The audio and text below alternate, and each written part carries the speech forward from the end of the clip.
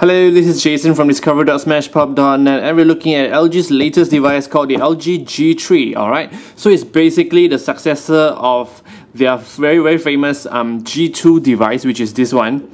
This came out last year, and it got famous because of the built-in OIS camera, which is the optical image stabilization, and of course the buttons, which are all placed on the back. And then this one is the successor, and it's a lot better than the G2. Alright, now have a look at the phone. It's actually very nicely done, very nicely designed. The one I have here is actually metallic black, and the front here actually shows you the color, because the back is where you'll see the metallic back casing. And it also has the same button controls at the back of the phone, which is below the camera. Now the phone here is actually quite big, but it's not as big as its competitor. The phone has a 5.5-inch screen, but because of the thin bezels on both sides and of course the top and bottom, it makes the phone a little bit small. So it's actually quite comfortable when you hold it in your hands. Alright, now the screen resolution is amazing. It's QuadHD. It's basically 2560 by 1440 pixels. That's actually very high res. Alright, so that's more than 530 pixels per inch. It's basically the highest among all phones in the market now. Now, looking at the side of the phone, basically we don't have any buttons at all, because all the buttons are actually placed at the back of the phone. Now, this is volume up, volume down toggle, and this is the power button. Now, the phone also has a 1 watt speaker with boost amp, okay? So that's what they call it. It's basically a very loud speaker. Alright, now at the back here you can see the camera is actually 13 megapixels with built-in OIS Plus, which is a lot better than the previous one. And then it has dual LED. It's basically the same LED as the one on the iPhone 5s, because it has dual color. And then one thing that makes this camera special is this is basically the laser autofocus. This kind of technology is currently only found in digital cameras and also DSLRs. It basically transmits laser to bounce off from the object to tell the phone how far it is. So this actually helps the camera to focus a lot faster. Alright, I'll show you how the camera works in a while. So that's basically the outlook of the phone. It's actually very nicely done. I love the design. I love how solid it is. It feels as solid as the HTC One M8. It feels and looks like metal as well, but then again, it's actually plastic. And you can actually remove the back casing by just digging from the side here. Right, I'm not gonna open because it will look the same as every other phone. Basically, it accepts external storage as well. Oh yeah, the one I have here is actually 32GB storage, and it has 3GB RAM, so it's quite amazing as well. Now let's take a look at the inside of the LG G3. Now, one of the features of the LG G3 is actually the knock code, alright? So basically, right, you tap a certain pattern on the lock screen, and then it brings you straight to the home screen without going to the lock screen itself. Now, on a normal phone, you would basically tap on a power button to enable the lock screen, and then you just do your little, pin code and stuff.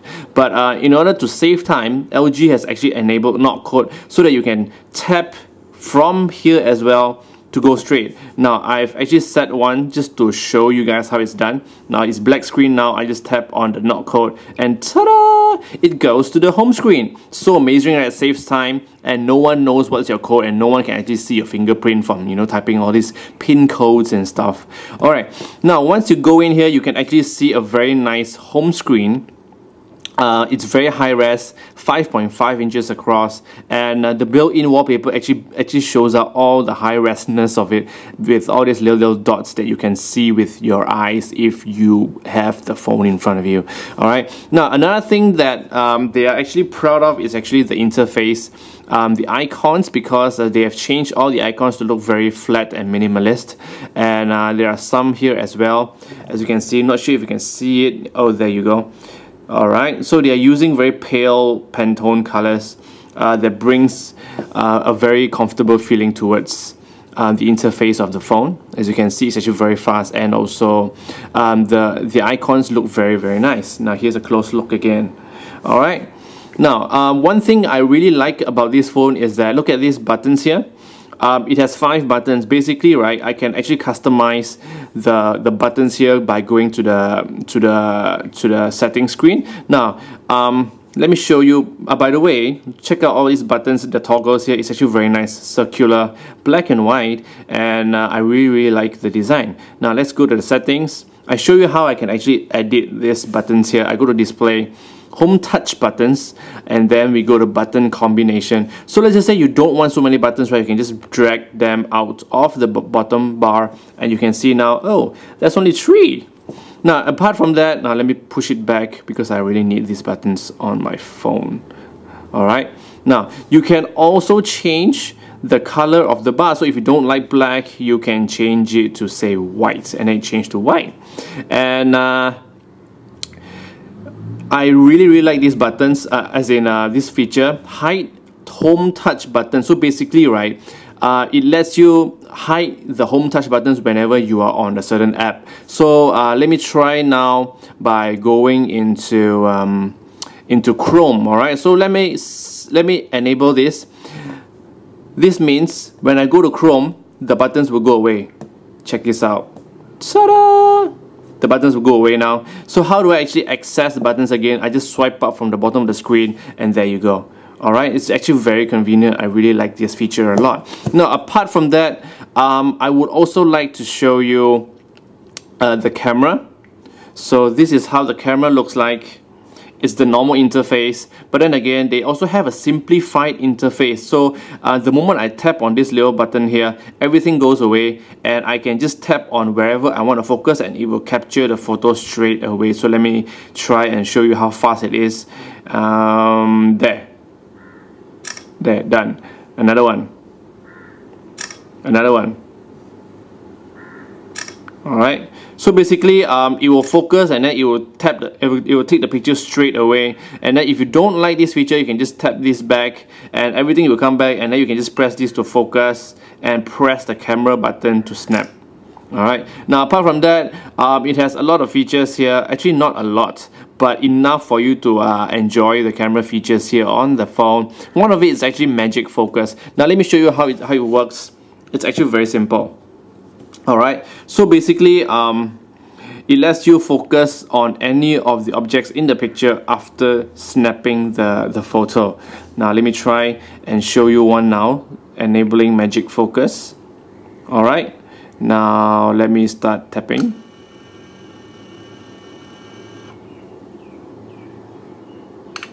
Alright, so it's captured the photo. Now to refocus, I just need to tap this preview here, and then it will show me the photo. I'm not sure if you can see it, but I'll try my best. Alright, now if I want to focus on this LG G3, I just need to tap on it, and then it's in focus. Now this is blur, right? Now if I want to focus on the background G2 word, I just tap on it, and then it will focus here, and then the G3 will be blur. So it's actually very nice here. You can also drag this bar here to control which part of the photo you want to be in focus. You can also turn everything to be in focus by tapping this little button here, and everything will be sharp. Alright, so this is one of the features in the camera that I really like, and the stabilization is actually very good. So basically, right, you will have less possibility to take blur photos from this phone because it has built-in optical image stabilization. It's not a digital stabilization, it's a real stabilization, whereby the sensor inside here actually moves to compensate to your handshake. Alright, Now another feature on the G3 is basically split screen, alright, so for further multitasking. You just need to press the split screen button here, which I've already set in settings. Now I just need to drag two apps, alright, and then it will actually go on the screen. Now first one I want to pick, say Chrome, alright, and drag it up here. And then the second one I will pick YouTube, and you will put it down here. So now we have Chrome and YouTube side by side, and yeah, we can actually watch videos while surfing the web, and we can also drag this as well. So convenient, right? Alright, so basically this is really a very good phone. I cannot stress how good it is until you see it yourself. The overall feel is very solid and very premium-ish, and the battery is 3000 mAh, and it lasts me from 8 a.m. until 2 a.m. in the morning. So that's like how many hours? 8 to 8 is 12, and then 15, 7, basically around 16 to 17 hours a day. So it's actually very amazing. What else? The screen is actually very nice. Camera is really amazing. I loved how the camera takes pictures and how good the quality was on the G2, and that's why I really wanted to get the G3. So here it is. This is my current selection for the best Android phone in the market now. But then again, if you're in Malaysia, it's a bit sad because LG does not bring in the G3. So of course there are other shops out there that brought in the G3 but not under the LG warranty. But if you really want to get this phone, if you really want to get a real good Android phone with big screen but small footprint, fast processor, great camera, you should really look into the LG G3. Alright, so yeah, thanks for watching. Detailed review is in my blog post, so do check out discover.smashpop.net. Thanks!